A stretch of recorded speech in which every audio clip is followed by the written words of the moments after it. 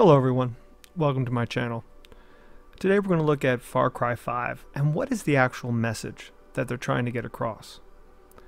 Well, the first thing that you'll discover is, you're a law enforcement officer that's being told, oh wait, before I continue, if you plan on playing Far Cry 5 and you do not want spoilers on the game, please do not listen to this video because that's all we're going to talk about is spoilers. We're pretty much going to talk about the endings of the game.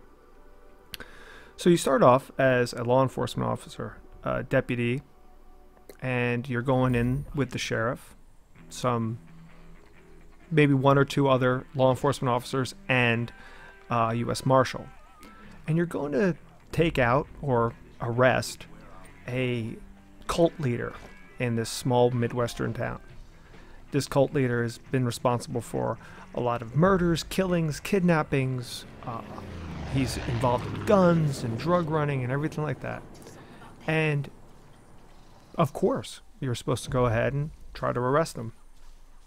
When you get there, you realize that the camp that he's being arrested in and the church that he's actually preaching in as you walk in is filled with heavily armed, for a lack of a better term, preppers, doomsday preppers, people who are preparing for the end of the world.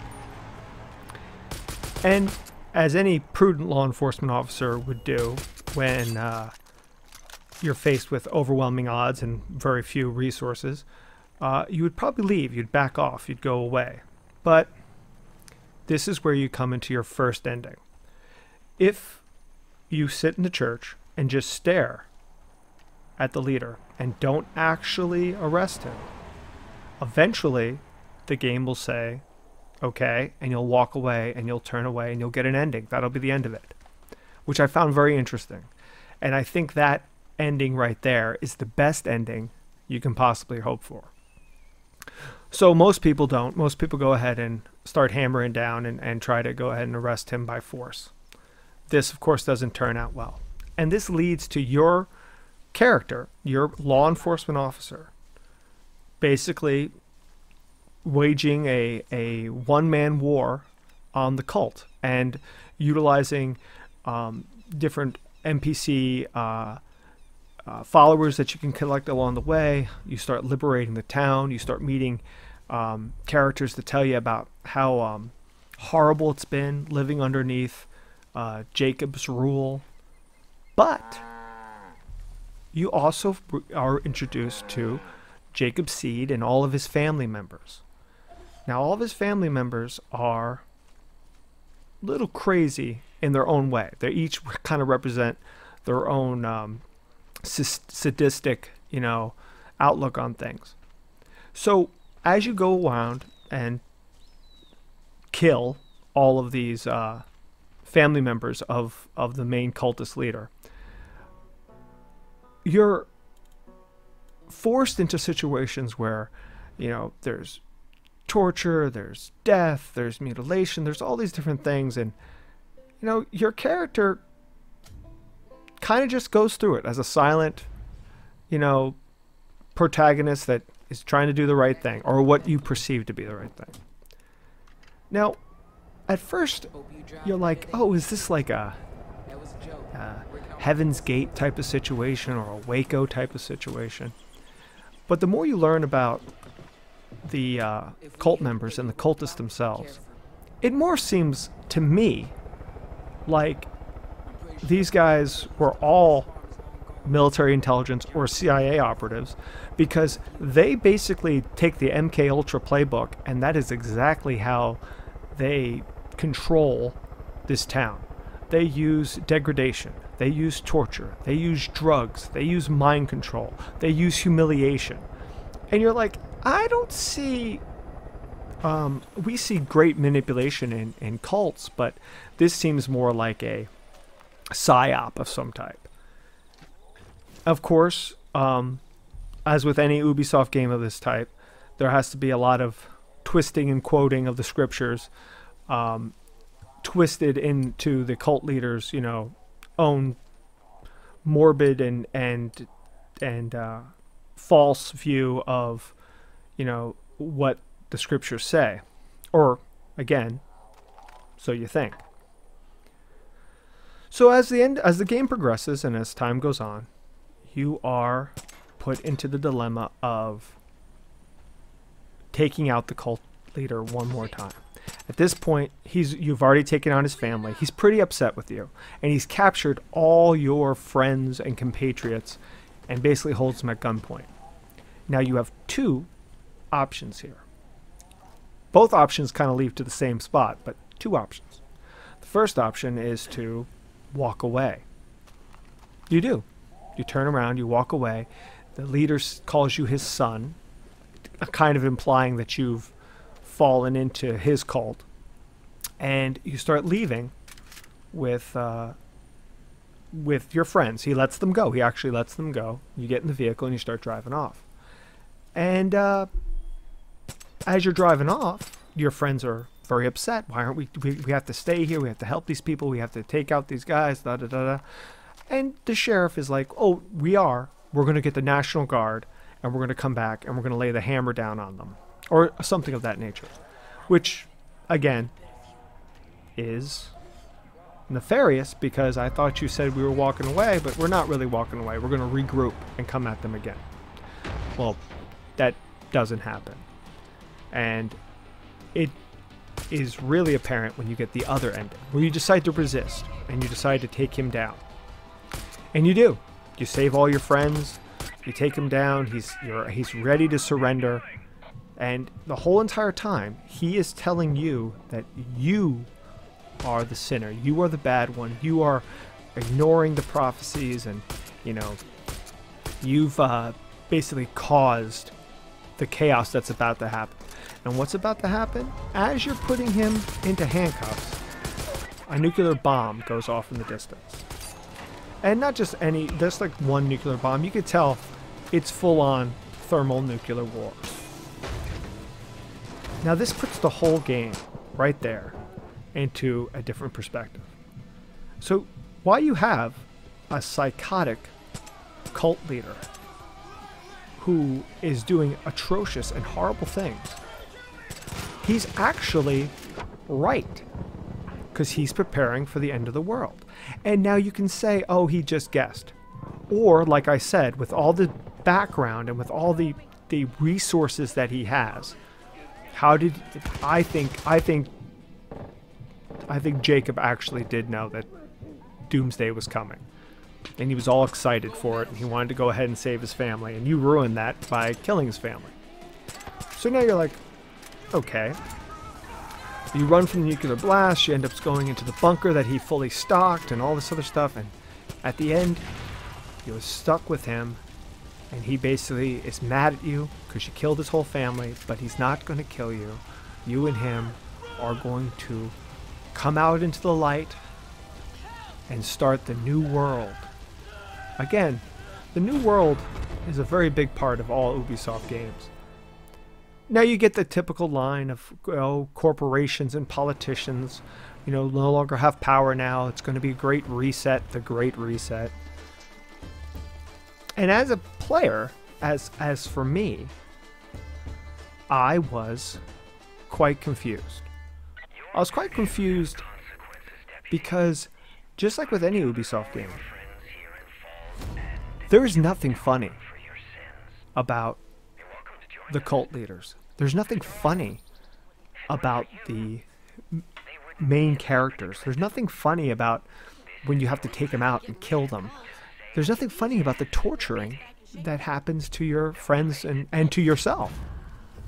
But the game still pushes this lighthearted, lackadaisical, country type of feel where you gotta go ahead and kill a bunch of cultists, but you also gotta wrangle up some cows.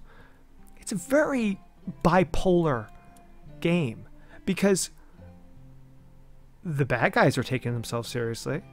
The good guys are taking themselves seriously. Unless they're not.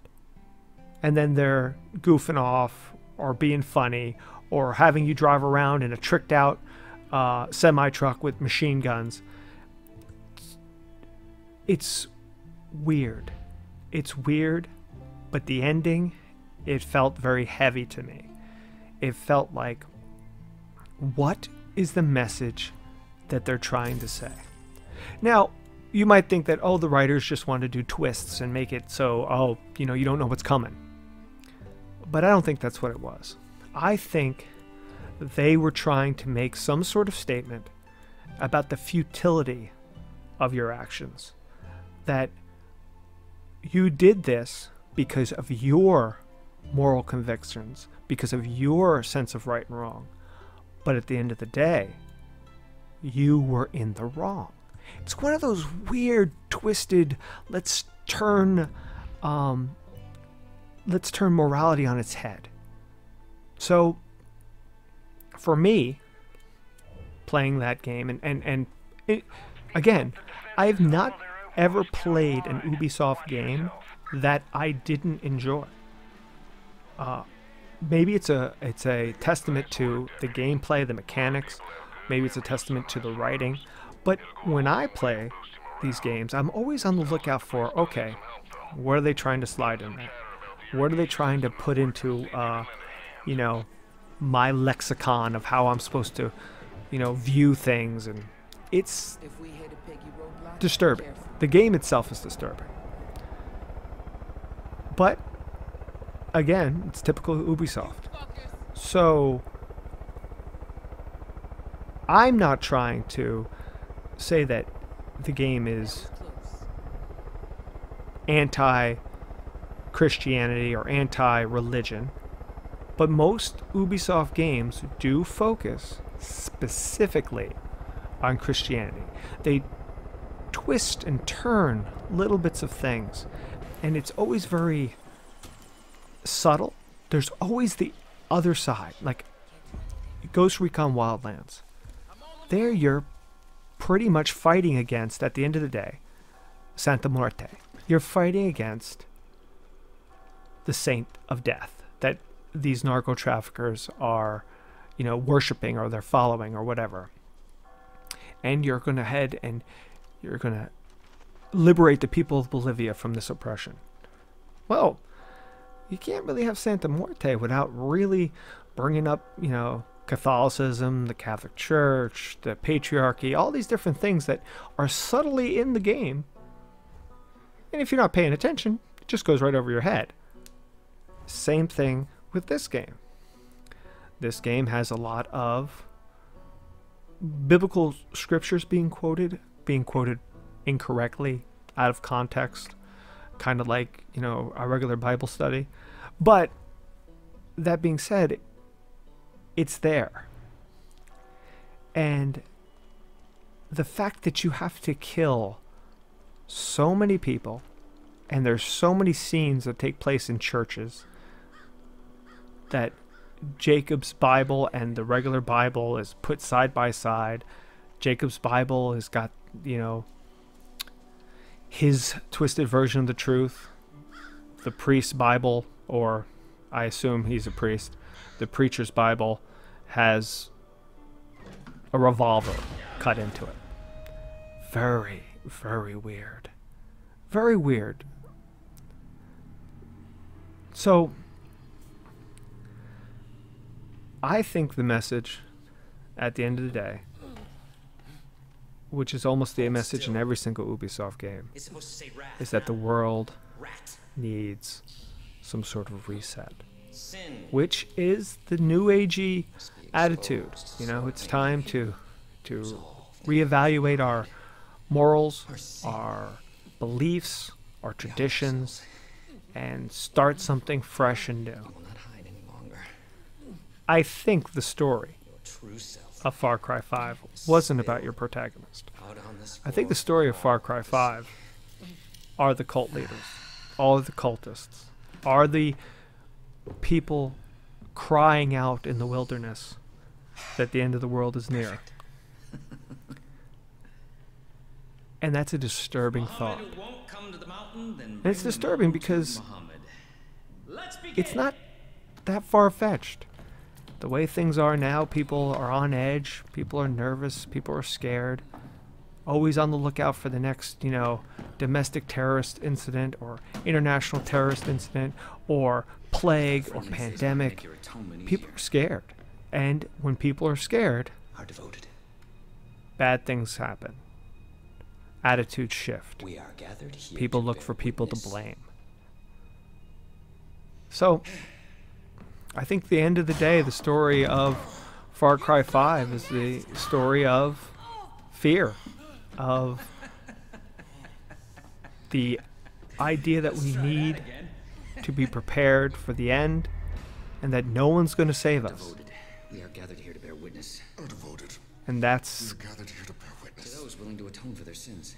To those it's not a willing to atone for uplifting their thought. sins. Will you, So, Rye, place your that hand being on said, this Joseph? video should be coming out on Christmas Eve, so I wish everybody a Merry Christmas who celebrates. I wish everybody a happy holidays, and for everyone, I hope for a happy and healthy 2021. So, thank you for watching, and I will see you again next time. And please, if you listen to this video, check out Vosto Vlad. He's an amazing YouTuber that does this so much better than I do. So, see you guys again later.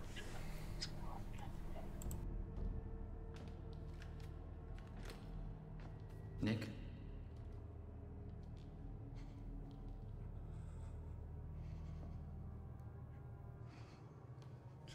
Yes. Yes, I will atone.